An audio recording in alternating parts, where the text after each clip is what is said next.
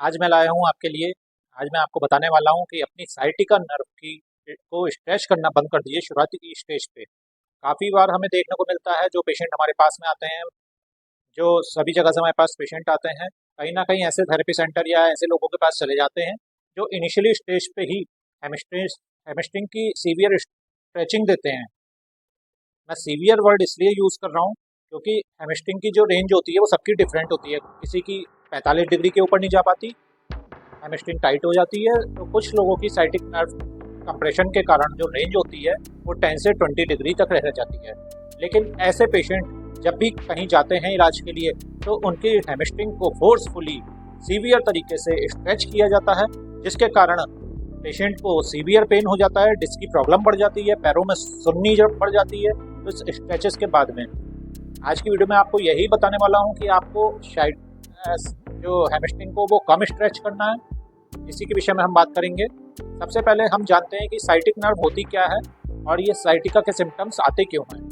दोस्तों, sciatic nerve हमारी कमर की जो L3, L4, L5, S1, S2 से निकलने वाली नस से बनती है और ये साइटिका हमारे हिप से होते हुए हमारी हेमस्ट्रिंग, काफ और हमारे पिंडली और पंजलों तक जाती है।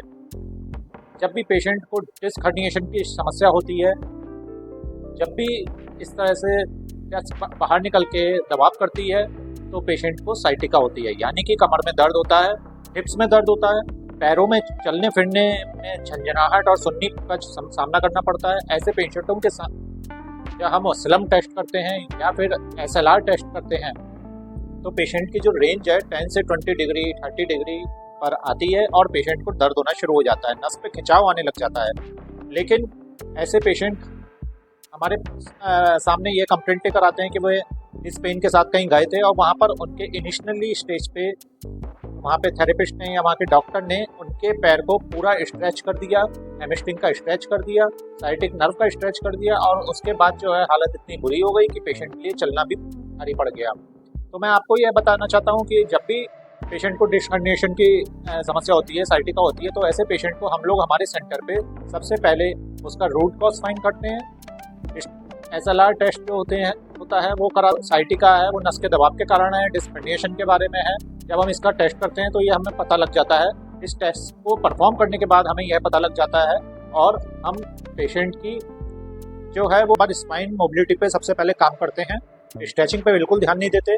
जहाँ पर सबसे पहले दबाव है, यहाँ डिस्क की प्रॉब्लम है, पहले उस हिस्से को रिलीज किया जाता है, उस हिस्से को डिकम्प्रेस किया जाता है और स्पाइन को डिकम्प्रेस करने के लिए हमारे पास हमारी टेक्निक्स हैं, कुछ एक्सरसाइज हैं, कुछ मॉडलिटीज़ हैं जिससे हम डिस्क को डिकम्प्रेस करते हैं।